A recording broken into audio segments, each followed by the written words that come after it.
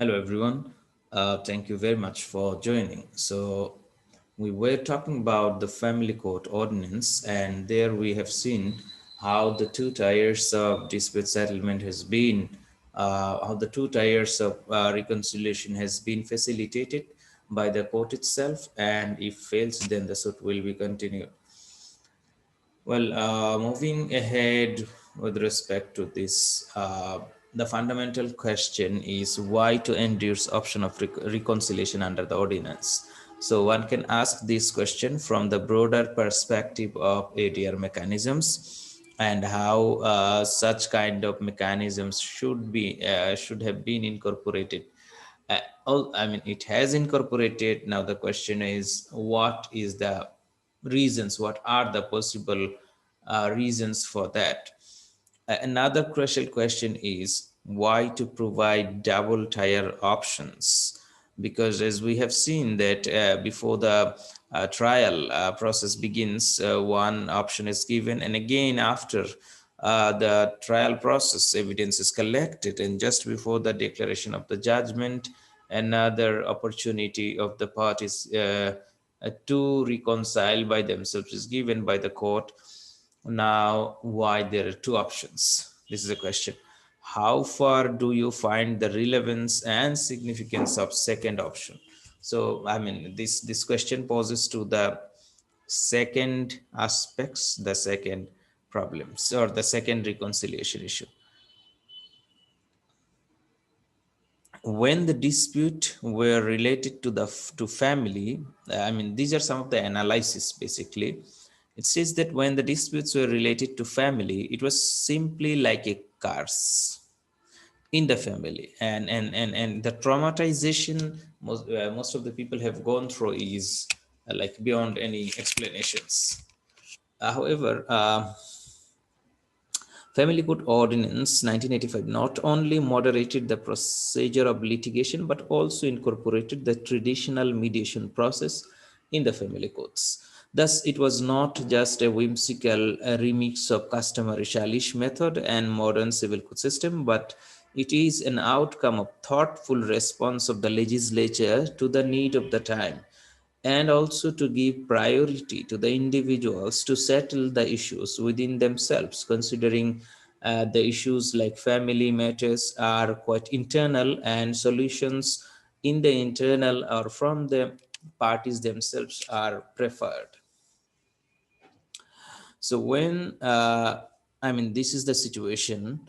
uh, as a matter of fact, disposing of disputes through mediation was and is the prime object of establishing the family court. So there are several issues and questions involved in it.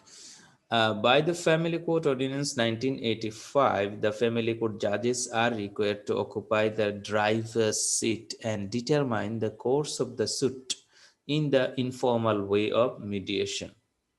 There was no attempt from the judges to strive for mediation for the suit brought under the ordinance, uh, even if the law was facilitating such mechanisms since 1985. However, for the first time in June 2000, mediation was initiated officially in three family courts of Dhaka Judgeship under a pilot project recommended by Bangladesh Legal Study Group. So this is quite a surprising part that after 15 years, I mean, within 15 years of the law coming into force, there was no officially serious exercise of Section 10 and Section 13 of the Family Court Ordinance. And that led to the question of court's preference to the formal process. Now, the initiatives are brought by the organization, Bangladesh Legal Study Group. These three courts, the courts in Dhaka district, which were, focused to exercise Section 10 and 13, these three courts then faced the actual problems and challenges in practical implementation of mediation in the family courts. In the absence of previous experience of mediation in courtroom, these courts task found the task immensely difficult. Perhaps the reason is that a judge who is habituated to continue and operate the procedure of a dispute through formal mechanisms may not be in a position to properly reflect his ideas and to properly go through or to properly moderate the mediation process, considering mediation is a very informal type of process. So perhaps that is a concern.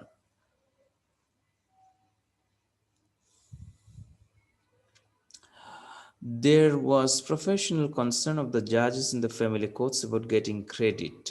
Usually, any service has been based on certain rewards, the performance of individuals. So, what happened was that when a judge, confers a decree, so he is allotted to certain points which are added for his evaluation of performances and in future promotions and other things. Now what happened is that when a dispute is being conciliated through or resolved through a conciliation under either section 10 or 13, I think it was a concern that they used to get no credit. So since there was no credit fixed for mediation, it was a real concern for the judges in the family court. The authority then fixed 2 credits for every successful mediation and 1 credit for every failure in the mediation process, because failure in the mediation process implies that the concerned judge was has invested his time and energy and everything. However, the parties were not ultimately getting the issue in their table, so it failed. But the failure should not be ignored for the fact that the investment of the time of the judges, and also for the reason that in future they will at least continue the attempt to the reconciliation process. So that's how they are getting 1 credit.